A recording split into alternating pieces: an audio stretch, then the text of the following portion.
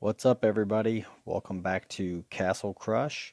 Um, as you know, I try to provide some useful instruction in my videos, not just to do fun and entertaining things, which might not make me the most entertaining YouTuber of Castle Crush around, but my goal in making these videos is try to help players who want to get better via strategy and via tactics. And so in this video, I'm going to show 4 games that I played recently on my second account here. And the reason I'm going to show these 4 games is because in all 4 games, my opponent should have beaten me. Pretty much unquestionably, possibly the first game, maybe not. It was a difficult matchup for my opponent in the first game, but the other 3 games, my opponent definitely should have won, and we'll see why. But they weren't. They didn't play very well, and I think that's an instructive point here. Is that when you are reviewing your games, which you should do, I think I've mentioned before, you should definitely review your losses because when you lose, there's 2 reasons for losing. One, your opponent was just, well, there's several reasons. One, your opponent could have just been luckier than you. Another reason is that your opponent may have just had better cards and it made it very difficult for you to win. And the third reason is because you made mistakes. And it's often the case that we make mistakes. Now, sometimes we don't really make any mistakes and there's nothing we can do. We were just going to lose a game. That certainly happens. But oftentimes we have made mistakes and we can improve our play. So you should review your losses, but you should also review your wins, not so that you can tell yourself how good you are and pat yourself on the back, but you should review your wins to look at how your opponent could have played differently, things that your opponent could have done to have beaten you. So that in the future you realize that other opponents who are better will not make those same mistakes. And also, so if you're playing their kinds of decks, you don't make their mistake either. So before we begin, I want to show you first the deck that we were playing here.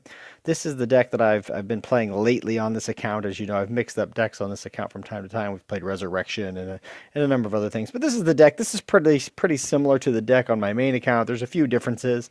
Here I do not have a vampire yet. In this one, we have the Orc Warrior. In the other one, I think I have a dragon in the other one. So, but otherwise, it's a pretty similar deck. It's just a diverse deck. We only have 2 of one card, and that's the Crystal, with the intention of just speeding us up a little bit. But mostly this deck is intended to counter what your opponent plays and eventually crush them via a number of possible ways, depending on what kind of deck they're playing. And so an important part of this deck is figuring out what your opponent is doing and trying to counter that deck. So I'm going to show you the last 4 games. And the first thing I'm going to do here is as we scroll through these games, notice a couple things. I'm at a castle level 8, and you can see up there in the top left that I am not really close to castle level 9 yet. And all of my opponents that I'm playing here are castle level 10. So just by pure count there, they should be beating me just on cards alone. So if we look at this opponent here, they have level 10 cards across the board for their commons. It's almost all commons in their deck except for the Skull Queen.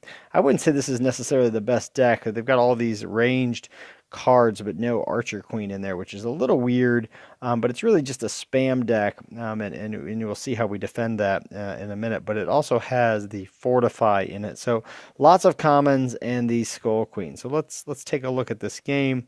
And what I'm going to try to do, I've reviewed these a few times myself, and what I'm going to try to do is slow down and show some important points here. Okay, so fortunately in all these games I get pretty decent draws.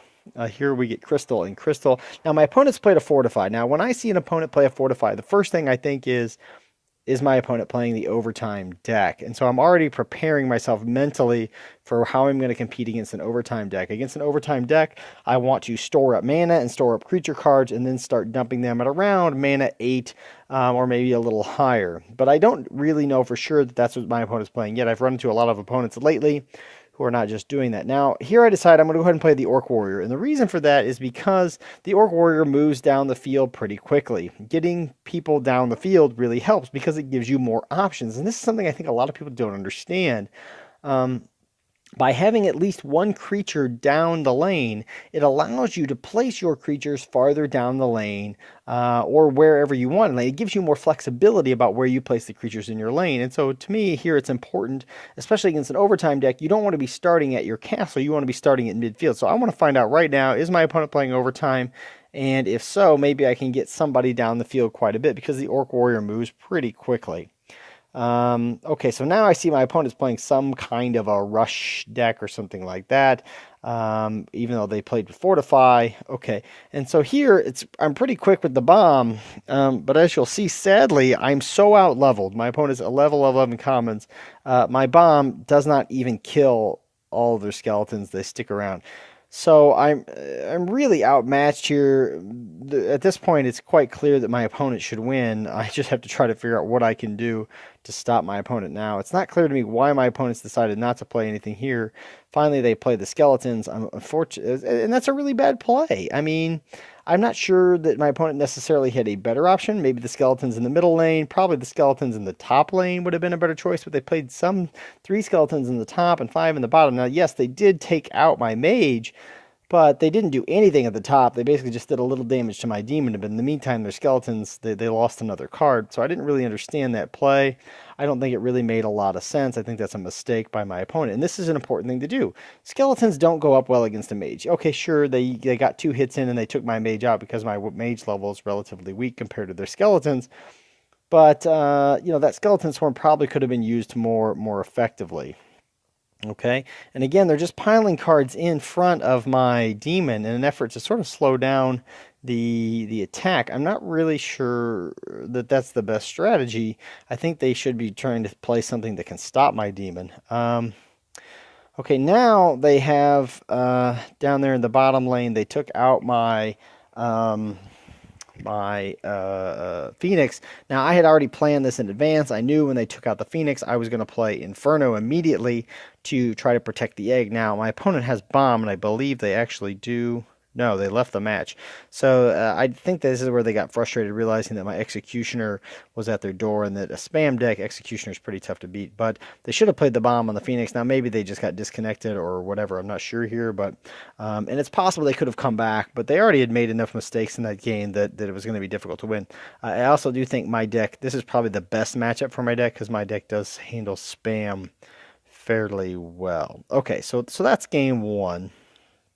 Let's go to game 2. Here's another game where, again, let's look. Our opponent has Castle 11. Look at their commons compared to my commons. Let's look at their. They have a level 8, a level 8 Executioner. I have a level 6. I do have a slightly higher Skull King, which is nice, but for the most part, my opponent has stronger cards than I do. But let's watch the game here.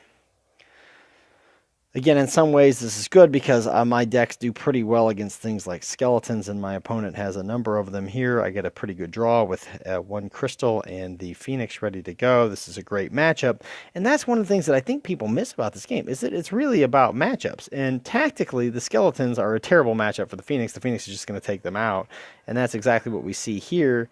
The Phoenix just blasts the skeletons. I can go ahead and play another crystal, and now I see a Reaper. So now I'm thinking, okay, my opponent's playing a Reaper deck. Skeletons, Reaper, that makes sense, although I think this is a pretty bad move if they're not prepared to play protection. So I'm expecting to see a protection here as they get to 3 mana, but then I don't see it. And they did draw the protection, but they were just way too slow or decided not to play it.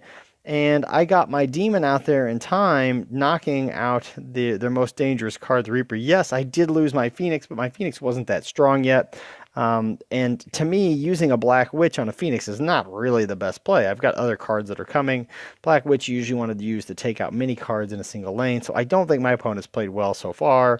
There's a number of other things they could have done. I would have just let the Phoenix sit there. I don't think I would have played the Reaper when they played the Reaper.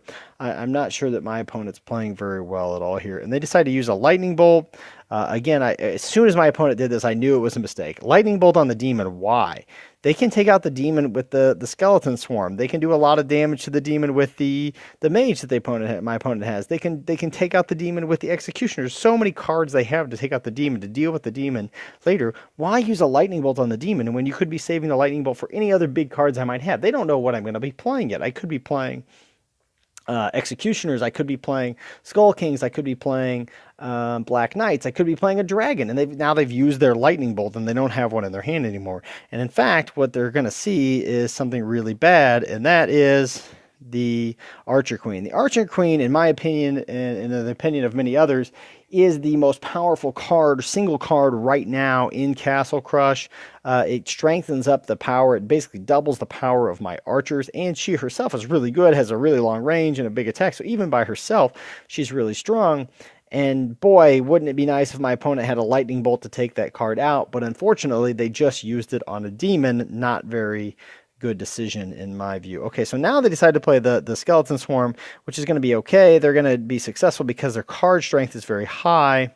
We'll see how high it is because now they play a protection here, and you'll see how difficult it is for my level 6 execution to even take out these skeletons. It takes 4 swipes just to get it, but eventually it does get it. So that tells you about the card differences between us, and that means my opponent, quite frankly, should win this match.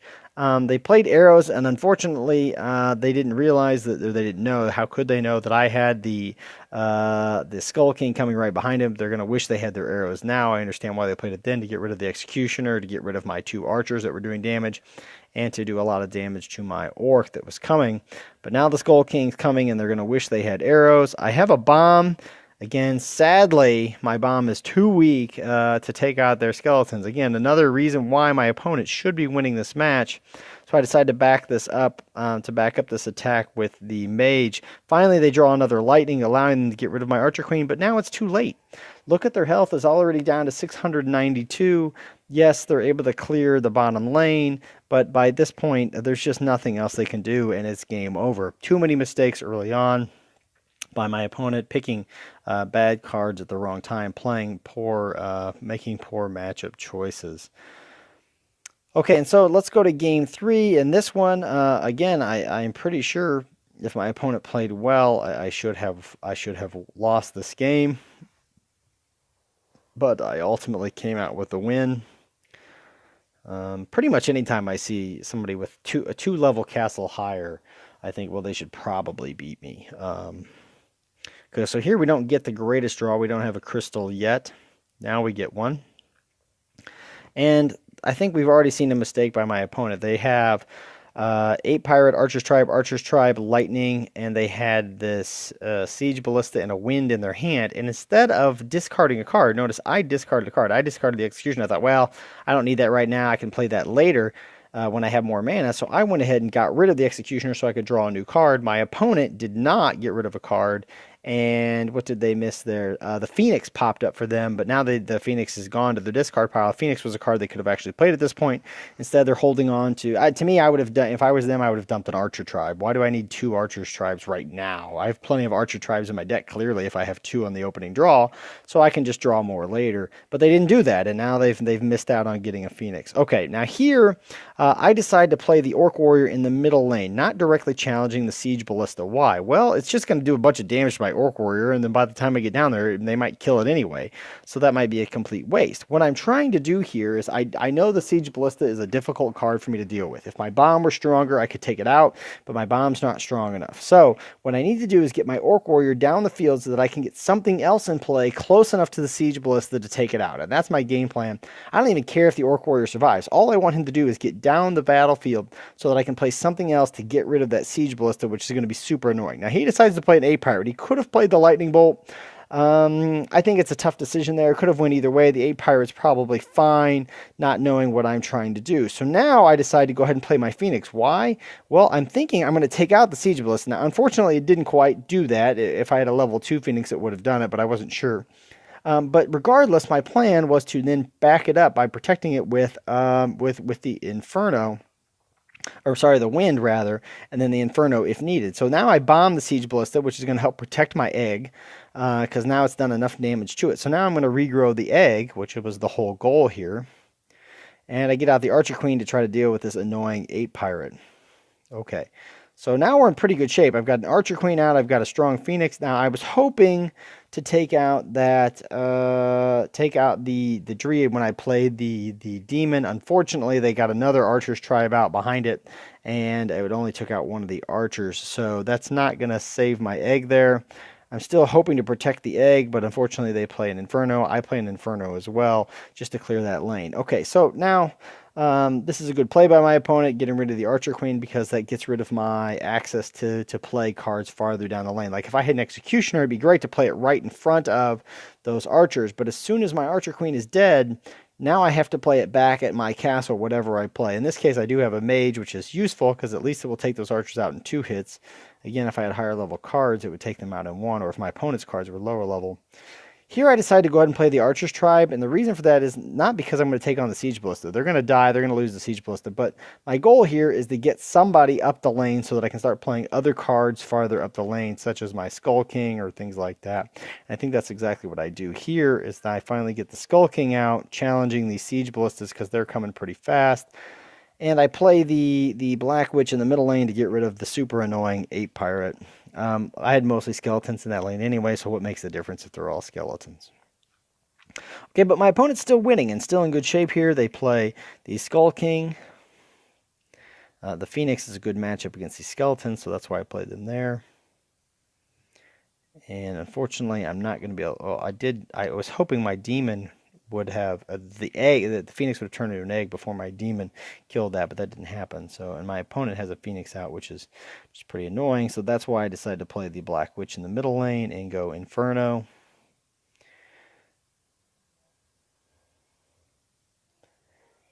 And again, here I am playing Protect the Egg, but my opponent had a bomb for it. And a good play by my opponent there. So my opponent's doing okay. This is by far the stronger of the opponents that I played. Again, my bomb does not kill those archers. It's really annoying that my bomb's not strong enough to do that. Yet my opponent has an Inferno that's strong enough to take out my Archer Queen. Okay, so the Mage is good against these spam decks. Now here, I think this is an instructive play. Why would I win that? I'm not going to do anything to it. But the reason I win that is because I know my opponent wants to play a card. And if I push all of his creatures back to the castle, that costs my opponent the ability to play towards the middle of the board. They have to play something back, which buys me time, not just in that bottom lane, but buys me time in all of the lanes, which is critical at this point because I don't have any cards in my hand. They have 3, and I can see that, and I'm in big trouble if they have something big that they can play close to my castle. So I said, that's it. I'm going to push this back. Hopefully I draw something nice. I luckily got the Inferno. And now look who has control of the lanes. I've got 2 mages out, which isn't necessarily great, but I do have control of the lanes. My opponent probably, in my view, should have played the Druid up against the Mage. My Mage would not have killed it by itself, and the Druid, in theory, would have taken out the Mage. And so here I just quickly take that out with the Demon. And now my opponent's sitting here holding all of these wins, which they probably should have been playing earlier. For the same reason that I played wind earlier, to push back to gain some distance. And now they've used all their wins, but I still have cards towards the middle of the board. And they are going to be able to get rid of my most dangerous cards, the Mage and the Archer Queen there. But that costs them a lot. It costs them a lot of cards to do all that. In the meantime, I've gained control of this middle lane with a melee troop and a range troop behind it. I'm going to take out the nastiness in that top lane with my Black Witch, and of course the skeletons is a nice defense here. I'm not 100% sure what happened there. Did I play a wind in the top lane, or did they? If they did, that was probably a mistake. I'm not sure why they would have done that. But now my Archer Queen's quite deadly, and I put some archers out in front to protect her from the Siege Ballista. She's ultimately probably not going to survive that in that position, but in the meantime, my attack in the middle lane had just become too strong. And we got the win. Okay, so that's the third game, and now I want to show you the fourth game. Again against a Castle 10 opponent. My opponent has pretty strong cards. They have we're pretty equal in terms of the legendaries, except that they have 2 more legendaries in their deck. They have a much stronger Inferno. They have level 10 arrows. They have a level 7 Whirlwind to my level 4. But otherwise, we're pretty even. They have a level 7 Executioner to my level 6. So it's a fairly even matchup, but in balance, their cards are a little bit stronger than mine, which in theory means that my opponent should win this game. And my opponent gets a pretty decent draw. They get the crystal, followed by a mana ritual. They've decided that they're going to go for the quick executioner. Personally, I don't like this strategy. I see lots of people do it. I think it's bad to play a whole bunch of cards to get one big creature out, because if I kill your one big creature, now you have no cards, and I have all of my cards, and you've got nothing on the board. You've got nothing to show for it. Now, I couldn't kill it very easily here, and they had a demon and ready to go to kill mine. So we've sort of exchanged here. My opponent's a little bit ahead of me in terms of playing. I played the Phoenix, the matchup against the Phoenix, thinking, well, I have a Whirlwind, which I can use to protect it. They end up using theirs as well, although it didn't really matter. I couldn't kill theirs. Just figured, what the heck, I'll try to kill it later. And in the meantime, I'll grow mine. Executioner is a good matchup against that demon, and we take him out, even though I took quite a bit of damage there. And our now here, this is really frustrating. This is what the problem is with a weak bomb. My bomb should, in theory, take out the egg, but my bomb is so weak it doesn't even take out this egg, and I didn't realize that. I thought because in my other count it does take out the egg, and here it doesn't. So unfortunately, I'm going to try to kill their egg and not get it, and so then I have to play. I have to play the Whirlwind just to protect my own, and I don't think I'm going to get to their egg in time, because look at that. Their Inferno is so strong, it took out my level 2 Archer Queen. In my main account, I don't even have an Inferno strong enough to do that. Now, fortunately, I do have some things going down in the bottom lane. They've played a Skull King, but my Executioner took care of those skeletons without any trouble, and my Mage is going to do pretty decent up here against these skeletons. Their arrows are so strong, they even took out my Executioner. And in many ways, this isn't looking really great for me. Now, fortunately, I saved the Mage there with my Skull King just in time and backed that up with some range troops. Now, my opponent, I think probably correctly here, has the Dragon, and they're going to freeze me in the bottom lane, protecting their Phoenix. Although they should have frozen again. They were a little too late here. Oh no, they do get the freeze in, but I think ultimately that Phoenix is going to go down because they were a little slow. That's the advantage of having the Orc out front, is that it, there we go. They eventually had to turn that into a skeleton just to protect themselves there. And so my opponent has used all of their cards and really doesn't have a whole lot to show for it. In fact, is on their back heels in a position where they probably should be winning. Be able to clear this out. Unfortunately, I got my demon out there a little too late. I was hoping to get the demon out to kill the Executioner before my archers went down. But in the meantime, my opponent's taken a bunch of damage and really hasn't done much, even though, quite frankly, they have better cards than I do. And to me, that's poor play. And here my opponent, I think, just surrenders. They could have played the demon in the top lane to take out one archer, but I would have killed the demon, and they would have had a difficult time winning still. But they did have a dragon. They could have still fought on, but I don't know if they would have made it in time. I was holding back several cards, thinking that they might play something. I had the Black Witch, thinking that they'd play a dragon. I was ready to go with my Black Witch. I had Inferno. I also had the Whirlwind in case they got creative and did something with that. A vampire in the bottom lane, I could always push that back. Okay, so that's 4 games that I think were worth reviewing, because we have opponents that should win, but because of their mistakes, which are some things that we can learn from, they didn't win those games that they probably should have. So I hope this video was instructive. If you enjoyed this video, if you liked this video, give it a like, and feel free to share it. And don't forget to subscribe to my channel. Thanks so much, everybody. Bye-bye.